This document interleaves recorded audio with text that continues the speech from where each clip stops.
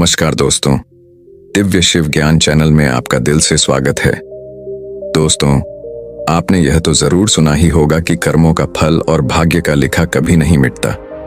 हम धरती पर अच्छे और बुरे कर्म करते हैं और अक्सर हम यह सोचते हैं कि हमें कोई नहीं देख रहा, लेकिन एक अदृश्य और अलौकिक शक्ति है जो हर समय हम पर नजर रखती है। वह हमारे हर छोटे बड़े कर्मों का लेखा जोखा रखती है। आपने कहावत जरूर सुनी होगी, जैसा बीज बोओगे वैसी ही फसल पाओगे। इसका अर्थ साफ है, जैसे आप कर्म करेंगे वैसा ही आपको फल मिलेगा। हमारे कर्म ही हमारे जीवन का भविष्य तय करते हैं। जब हम अच्छे कर्म करते हैं तो हमें अच्छे परिणाम मिलते हैं और बुरे कर्मों का फल भी वैसा ही होता है। लेकिन मेरा सवाल है, क्या आप इस बात पर यकीन करते हैं कि जैसा हम कर्म करते हैं वैसा ही हमें फल भी मिलता है? आइए इस कहानी के माध्यम से इसे गहराई से समझते हैं। यह कहानी न केवल शिक्षाप्रद है बल्कि महत्वपूर्ण और ज्ञानवर्धक भी है। मेरा आपसे निवेदन है कि इसे अंत तक जरूर सुनें और इसका संदेश अपने जीवन में अपनाएं। एक समय की बात, सैलपुर नामक नगर में एक प्रसिद्ध विद्वान और ज्ञानी महंत अपने आश्रम में निवास कर रहे थे।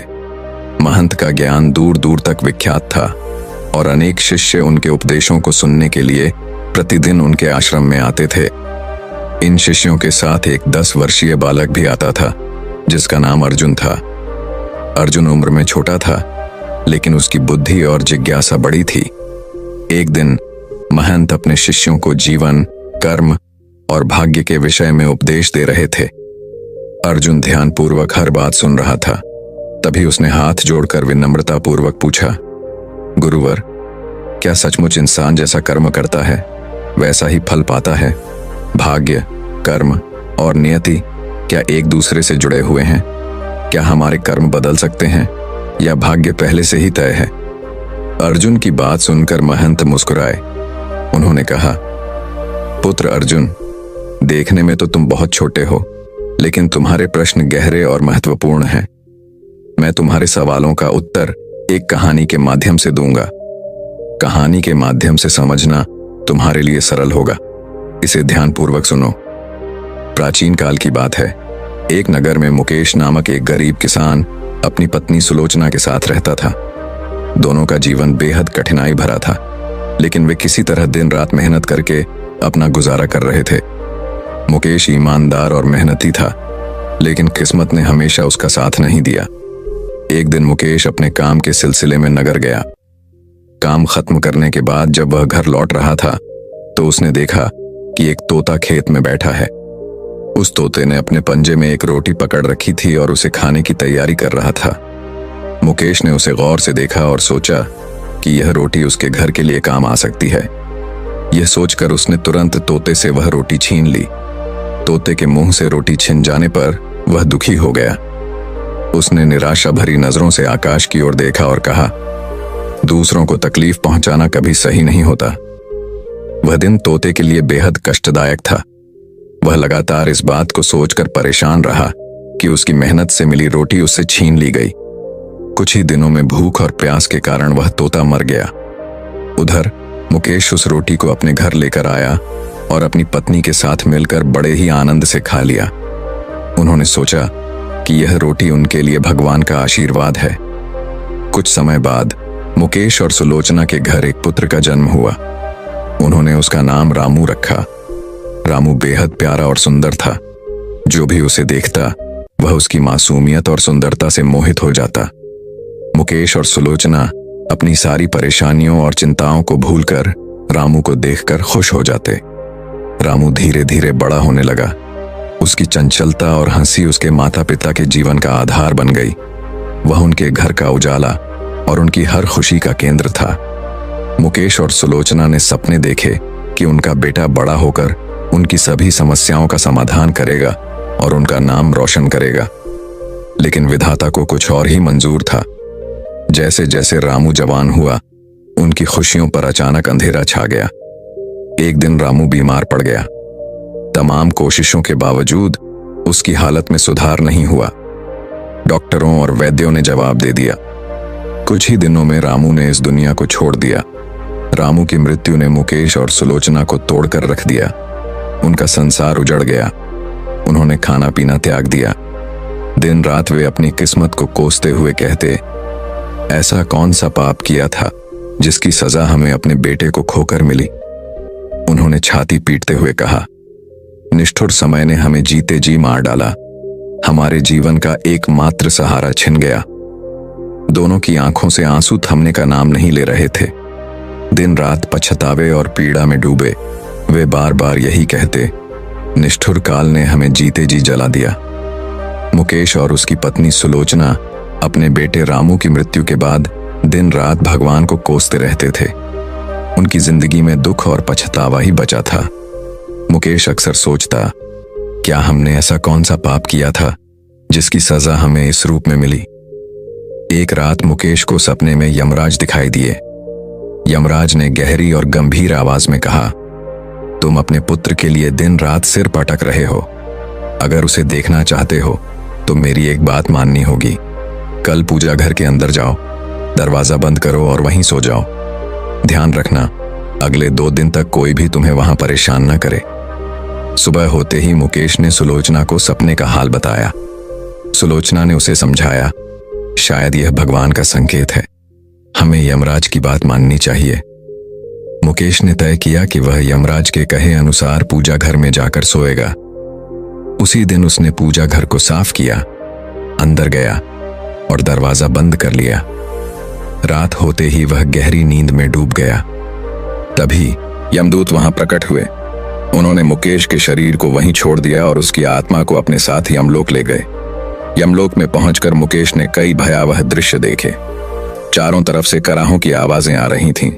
कहीं पापियों को जंजीरों में बांधकर खींचा जा रहा था तो कहीं उन्हें आग के कुंड में डाला जा रहा था। भयानक दृश्य देखकर मुकेश का दिल दहल उठा। यमदूत मुकेश को लेकर यमराज के पास पहुंचे। यमराज ने उसे शांत करते हुए कहा, डरो मत, अब अपने आसपास देखो, क्या इन लोगों में तुम्हारा पुत्र रामू है।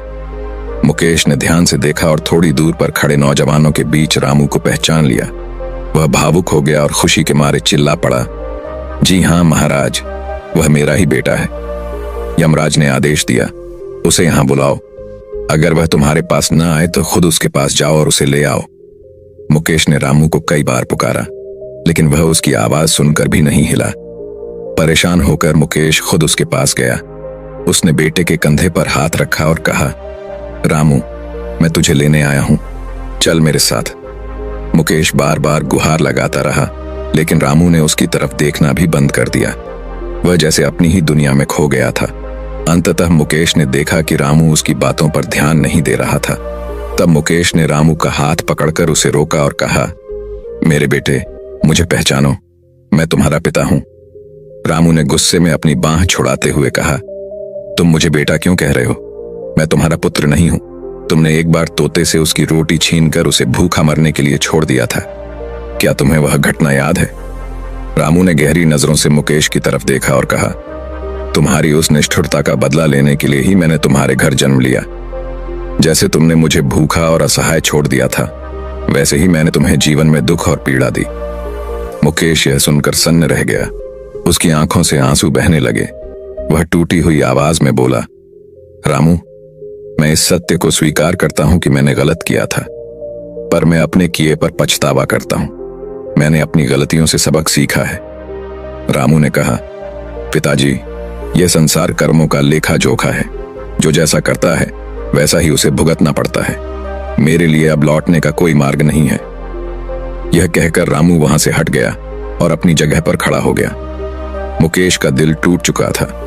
वह यमराज के पास गया और कांपती आवाज में बोला, महाराज, वह मेरा पुत्र नहीं है।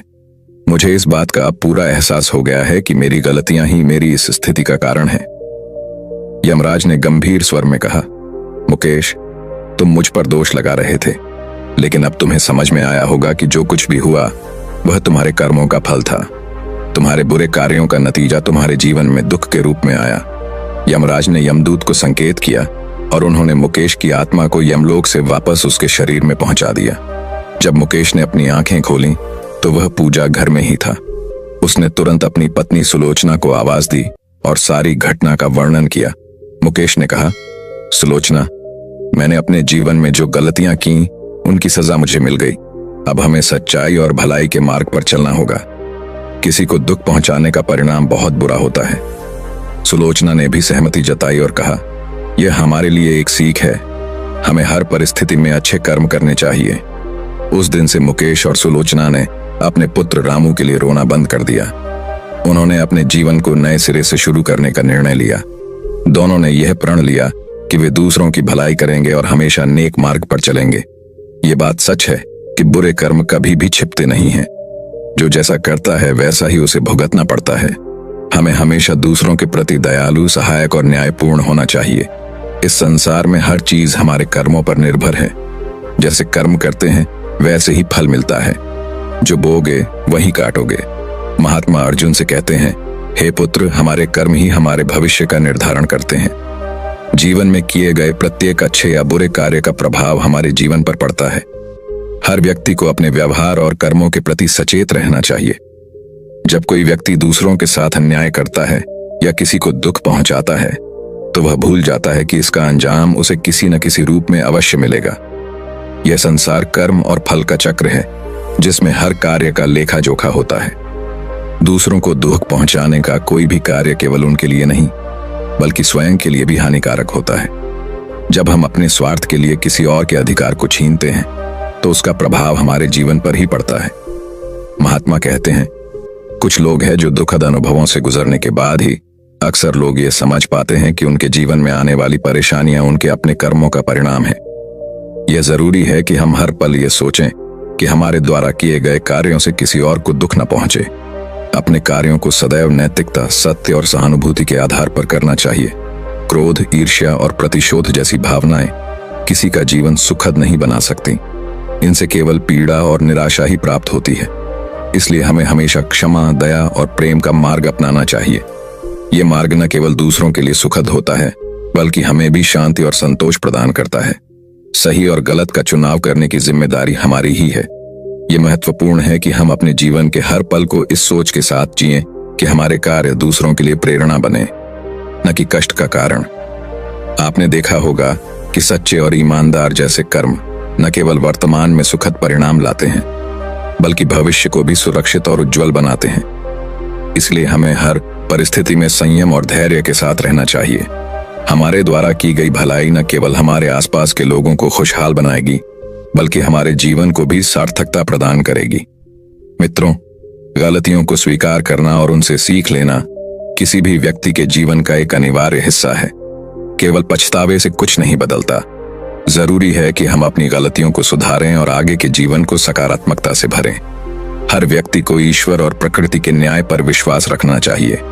समय आने पर सब कुछ अपने आप संतुलित हो जाता है। जीवन का हर क्षण हमें एक नई सीख देने के लिए आता है, और यह हमारे ऊपर निर्भर करता है कि हम उस सीख को कैसे अपनाते हैं। हमें अपने जीवन को सच्चाई, ईमानदारी और सद्गुणों के साथ जीना चाहिए। जब हमारे कार्य सही होते हैं तो हमारा जीवन स्वतः ही खुशहाल और शांतिपूर्ण बन जाता है। इस संसार में कर्म ही सबसे बड़ी शक्ति है, और हमें इस शक्ति का सदुपयोग करना चाहिए। जो जैसा बोता है वही काटता है, यह बात कभी नहीं भूलनी चाहिए। दोस्तों, उम्मीद करते हैं कि यह कहानी आप सभी को जरूर अच्छी लगी होगी। भाग्य के बारे में क्या कहना चाहते हैं कमेंट करके जरूर बताएं। अगर कहानी अच्छी लगी हो तो लाइक शेयर जरूर करें, और चैनल को अभी तक आपने सब्सक्राइब नहीं किया है तो दिव्य शिव ज्ञान चैनल को सब्सक्राइब कर लें, जिससे आप लोगों का प्यार और सपोर्ट हमें मिलता रहे। मिलते हैं नेक्स्ट वीडियो में एक नई कहानी के साथ। धन्यवाद।